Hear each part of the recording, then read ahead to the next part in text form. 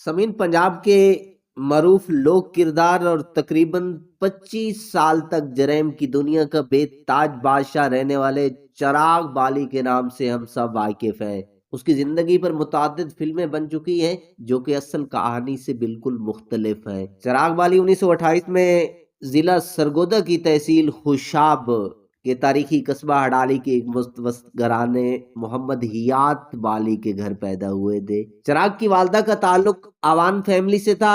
दरअसल बाली जात आवाम कौम की एक ज़ैली शाख है। चिराग बाली बचपन से खुद सर नडर और जिद्दी तबीयत का मालिक था, लेकिन ज़हीन था। उसका अक्सर हम लड़कों से लड़ाई झगड़ा होता। चिराग के वालिद और उसका बड़ा भाई मियां मोहम्मद फौज में थे और वो वक्त वायसराय हिंद के बॉडी गार्ड दस्ता में शामिल और कोलकाता में तैनात थे। ये तकसीम हिंद से कबल फरंगी दौरे हुकूमत का जमाना था और फरंगी ऐसे मजबूत कड़ील और बहादुर जवानों की कदर करते थे। उन्होंने चिराग को फौज में भर्ती कर लिया। इस दौरान गांव में अपनी बिरादरी की मदद खान बाली, जो कि मोहम्मद हियाद का रिश्तेदार था, उनसे हियाद वगैरह की पुरानी रंजिश शिद्दत इख्तियार कर गई और मदद खान के बेटों ने चिराग की गैर मौजूदगी में कुल पुर्जे निकालना शुरू कर दिए, क्योंकि चिराग के घर में होते हुए ये लोग उससे डरते और सहमे रहते थे।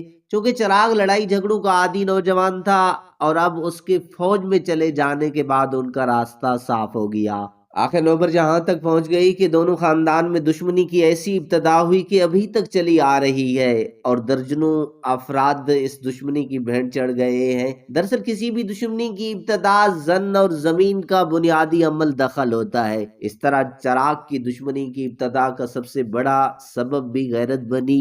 यूं हुआ कि क़याम पाकिस्तान से तकरीबन एक साल कबल 1946 में चिराग के बड़े भाई की बीवी मदद खान के एक बेटे ने उठा ली और उसे इलाका गैर में ले जाकर गायब कर दिया, क्योंकि उसके इलाका गैर के पठानों से रवाबित और दोस्ती थी।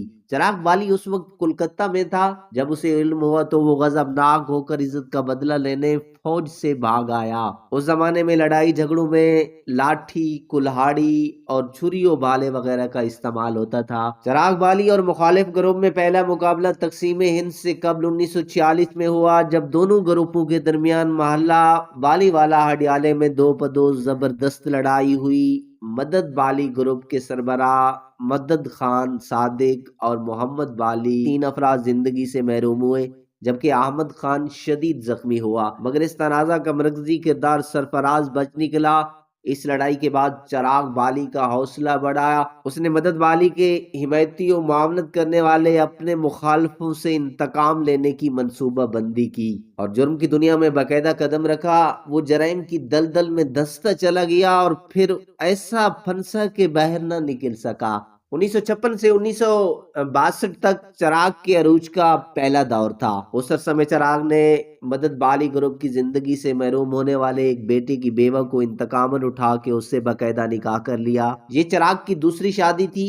उस औरत को चिराग ने हमेशा अपने साथ रखा और औरत ने भी तमाम उम्र चिराग से वफादारी का हक अदा किया। उस औरत से चिराग बाली का एक बेटा पैदा हुआ, जिसकी परवरिश नवाब अकबर बुगटी ने अपने बेटों की तरह की, जिसका अहवाल आगे आया चाहता है। चिराग बाली की बढ़ती हुई कत्ल गारत गिरी और अंधेर नगरी पर एक बार फिर हुकूमती सतह पर चिराग बाली की गिरफ्तारी के लिए एक बड़ा मंसूबा बनाया गया। 1962 में चिराग बाली अपने साथियों के हमरा हर साल की तरह शाहपुर, जो कि अब सरगोदा की तहसील है, में शाह शमस शिराजी का सालाना उर्स देखने के लिए आया हुआ था कि पुलिस के हत्थे चढ़ गया। इश्तिहारी होने के बाद चिराग बाली की ये पहली गिरफ्तारी थी। चिराग बाली को लातादाद मुकदमात में जेल भिजवाया गया। उसे कई मुकदमात में उम्र कैद, जायदाद जब्ती की सजाएं हुई, जबकि अक्सरियत मुकदमात की मुद्दइयों ने अदालतों में शहादतें ना दी और अक्सर मुद्दइयों ने पैरवी से ही इनकार कर दिया, क्योंकि चिराग बाली के गैंग के दर्जनों खतरनाक मुलजिम पुलिस की गिरफ्त से बाहर थे,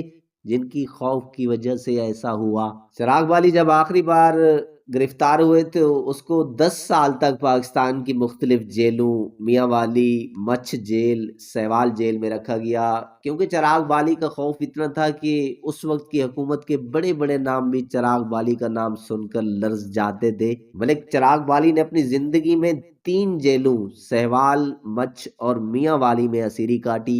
اس دوران ان جیلوں میں چراغ بالی کا راج رہا، جیلوں کے افسر بھی اسے سلوٹ کرتے تھے۔ میاں والی جیل میں چراغ بالی کی اس وقت کے بگٹی قبیلے کے سربراہ نواب محمد اکبر بگٹی سے دوستی ہو گئی، کیونکہ اکبر بگٹی بھی وہاں سیری کے دن کاٹ رہے تھے۔